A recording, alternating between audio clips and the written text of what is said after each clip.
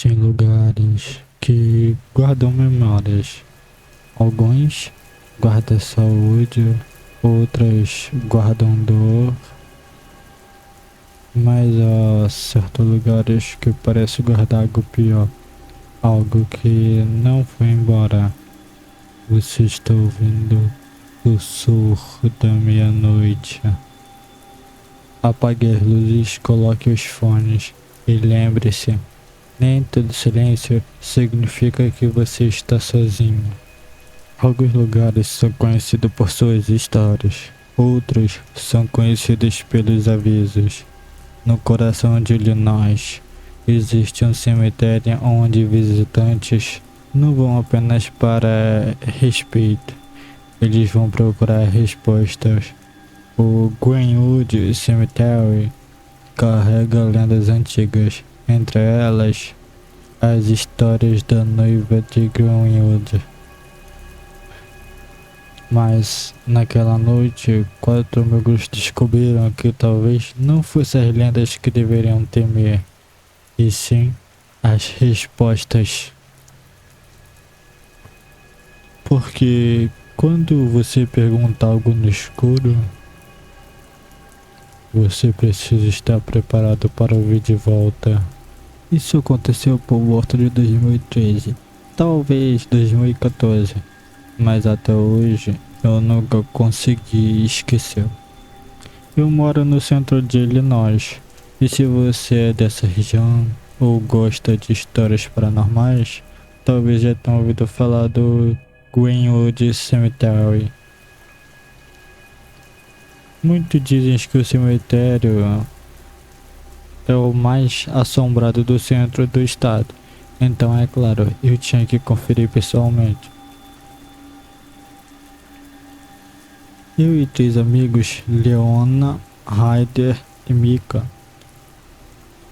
conversamos o segurança a nos deixar entrar às 9 da noite. Prometemos sair antes da meia-noite. Prometemos não tocar em nada. E no começo parecia apenas um passeio imprudente. Ryder e Mika decidiram procurar a famosa noiva de Greenwood. A mulher que, segundo a lenda, se afogou no dia do casamento após descobrir que seu noivo havia sido morto. Eu e Leona seguimos por outro caminho, até que nos encontramos diante de um pequeno mausoléu destrancado. No topo estava escrito McCoy, e ali, no meio da escuridão, tivemos uma ideia estúpida. Entraríamos por 5 minutos, um gravador, perguntas, silêncio.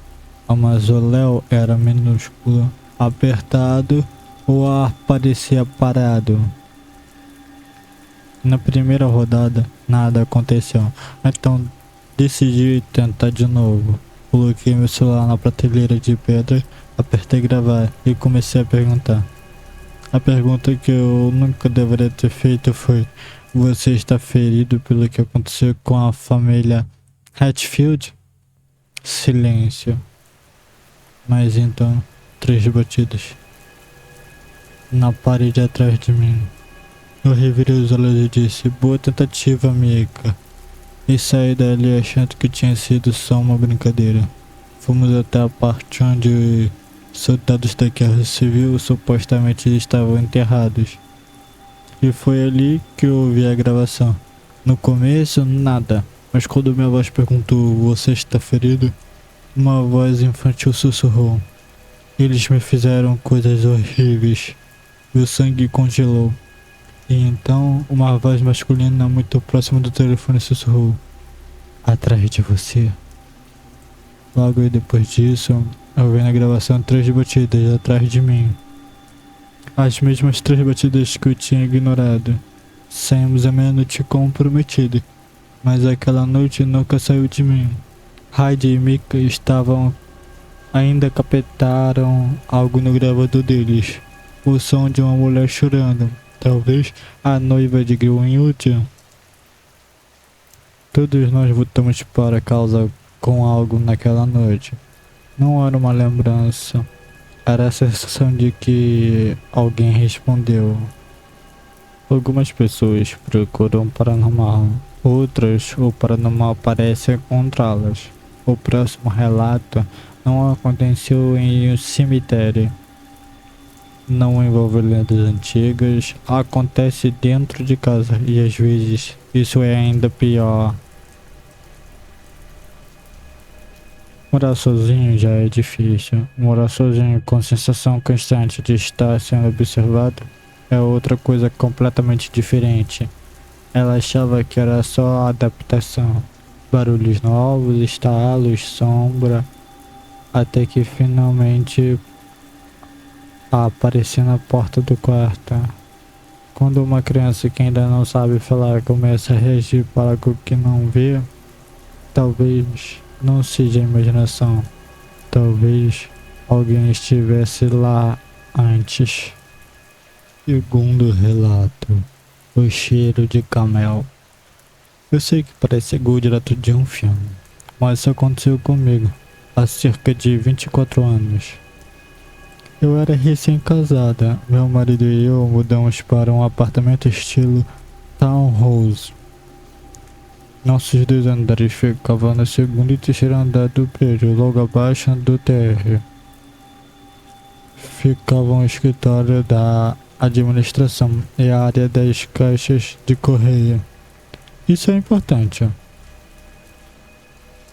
A administradora era uma pessoa mais velha. Não cuidava bem da propriedade, passava uma parte do dia fumando camel, sem filtro em seu escritório. E era uma pessoa cruel. Ela não queria alugar aquela unidade para pessoas com filhos. Disse que mentimos sobre minha gravidez. Fez comentário depreciativo sobre meu marido por causa da raça dele. Ela nos odiava. Depois que o bebê nasceu, eu era dona de casa, sem carro, sem amigas, sem mães por perto. Depois do almoço naquele dia, era hora do banho. O bebê tinha 9 meses, era inverno, e nós não tínhamos aquecimento. Eu vinha discutindo isso com ela há semanas, entre outros problemas de manutenção. Um ventilador com arco elétrico, triturador de lixo preso com fita adesiva. Então mantínhamos aquecedores portáteis em cada cômodo. Levei um para o banheiro, coloquei em cima do balcão, longe da alga. O bebê estava sentado no assento de banho, espirrando feliz. Eu estava dentro da banheira, me preparando para tirá-lo, e então o aquecedor começou a balançar para frente e para trás. Ele não estava balançando antes. Eu senti uma apreensão horrível.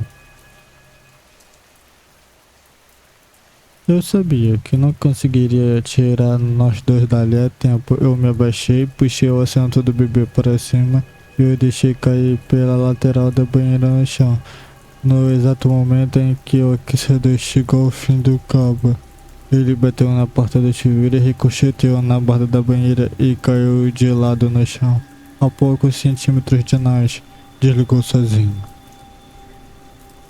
Quando olhei para o canto do banheiro, aquele lado do cômodo parecia mais escuro. Não havia fumaça, nenhuma mudança de luz, não havia janela ali, mas estava lá, mais escuro. Então eu senti o cheiro. Camel sem filtro, forte, tão forte que me fez tossir. Meu peito doía, mas não havia fumaça visível. E junto com o cheiro veio uma sensação. Ódio, malícia, como se alguém estivesse ali me olhando com raiva. Peguei o bebê, peguei uma toalha e corri para baixo. Eu estava apavorado. Não consegui voltar para cima, fiquei lá embaixo o resto do dia, segurando meu filho enrolado em uma toalha, tentando mantê-lo aquecido. Eu olhava para as escadas, mas não tinha coragem de subir, nem de deixá-lo sozinho. Quando meu marido chegou, ele perguntou por que o bebê não estava vestido. Eu contei tudo. Ele subiu para verificar. Nenhum problema elétrico, nenhuma tomada danificada, nenhuma fumaça, nenhum cheiro. Ele colocou o aquecedor de volta no balcão. Ligou, esperou, ele não se moveu, ele riu. Mais tarde naquele dia, vimos o filho adulto da administradora gritando lá embaixo, perto das caixas de correio. E foi assim que descobrimos. Ela tinha sofrido um ataque cardíaco massivo em seu escritório, mais cedo naquele mesmo dia. Ele a encontrou morta em sua cadeira, com um Carmel sem filtro ainda na mão. Algumas presenças parecem desconhecidas, outras parecem familiares, mas o que é mais assustador? Um espírito estranho dentro da sua casa ou a possibilidade de que alguém da sua própria família nunca tenha ido embora.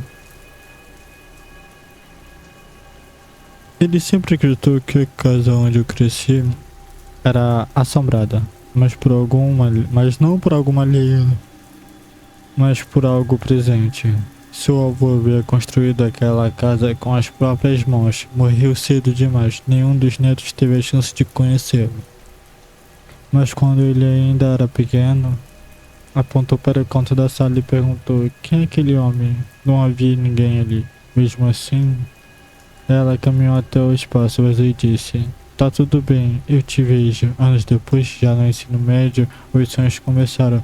Rangidos, estalos, passos no corredor. Sempre parecia consciente, como se soubesse exatamente em quando ele estava prestando atenção. Mas naquela noite os passos não ficaram no corredor, eles o seguiram. Terceiro e último relato: os passos no corredor. Eu sempre acreditei que minha antiga casa de infância era assombrada. Eu, minha mãe, meu pai, minha irmã e minha tia, todos tivemos experiência lá. Meu avô construiu aquela casa. Ele trabalhou duro para levantar tudo. Ele faleceu de forma trágica e precoce. Nenhum de nós netos teve a chance de conhecê-lo. Mas acreditávamos que ele nos vigiava. Segundo minha mãe, quando eu era pequena, eu o vi. Ele estaria sentado no velho estéreo da madeira que ocupava toda a parte da sala de jantar. Eu perguntei: quem é aquele homem aqui? Minha mãe respondeu: que homem? Fui até onde ele estava. E como se estivesse tocando sua perna, eu disse: tá tudo bem, eu te vejo. Eu não lembro disso, mas minha mãe disse que aconteceu. Eu ouvi outras experiências menores, mas a mais assustadora aconteceu quando eu estava no meio do ensino médio.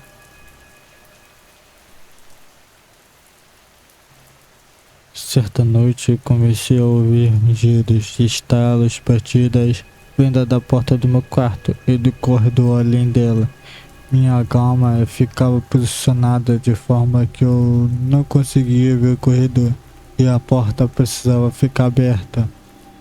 O aquecimento do meu quarto funcionava melhor que no resto da casa. Esse som aconteceu algumas noites, mas sempre pareciam deliberados, quase inteligentes. Como se o que estivesse fazendo aquilo soubesse se eu estava prestando atenção. Quando eu focava nos sons, eles diminuíam. Quando eu ignorava, eles voltavam. Mas naquela noite estava diferente, mais agressiva, quase empolgada. Isso começou por volta das 10 ou 11 da noite. Eu fui até quase 1 da manhã.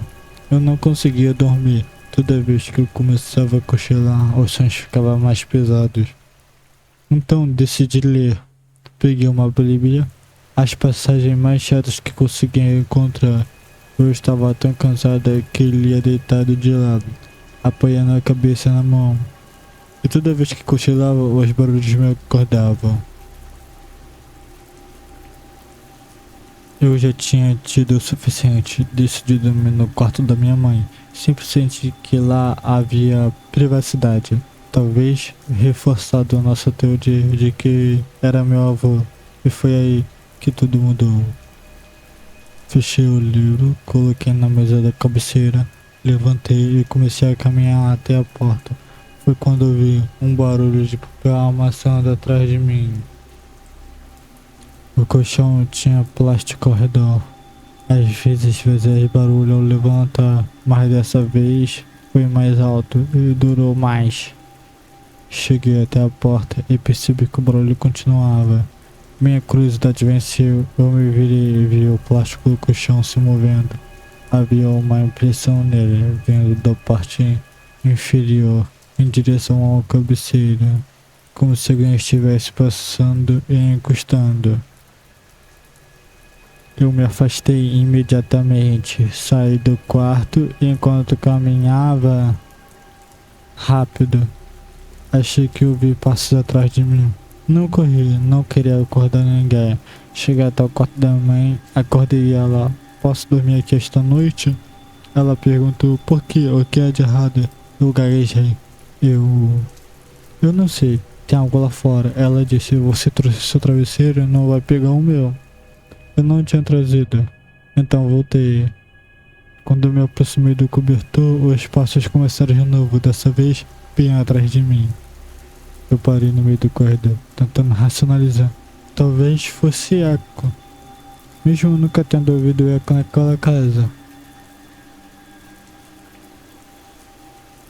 Assim que eu parei, ouvi dois passos atrás de mim, se aproximando. O primeiro mais distante, o segundo talvez um pé de mim. Eu estava sendo seguida. Eu não me preocupei mais em acordar ninguém. Corri, peguei um travesseiro, voltei correndo. E naquela correria houve espaço extras no corredor que não estavam mais atrás de mim, mas ao redor, até eu alcançar o quarto da minha mãe. Adormeci meia hora depois. No dia seguinte, tentei simplesmente deixar pra lá. Nunca me senti explicitamente ameaçado naquela casa. Assustado? Sim, mas naquela noite parecia pessoal. Só depois ouvi minha mãe no telefone. Descobri que era aniversário da minha avó. E anos depois aprendi algo. Meu avô adorava celebrar o aniversário dela. Fazer festa e comemorar, talvez ele estivesse apenas celebrando a sua maneira. Porque naquela época do ano era quando eu mais tinha experiências inexplicáveis.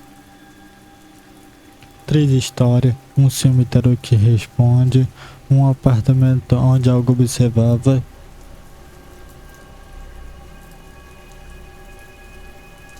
algumas presenças agressivas, outras parecem tristes, e alguns parecem que apenas não querem ser esquecidas. Talvez o que mais nos assuste não seja o desconhecido, mas a ideia de que alguém que já partiu ainda sabe exatamente onde estamos.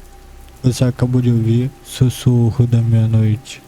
Se as histórias mexem com você, deixe seu relato nos comentários, porque na próxima meia-noite pode ser a história que está sendo contada. Apague as luzes e preste atenção nos sons da sua casa esta noite. Se ouvir passos no corredor, talvez sejam apenas os seus.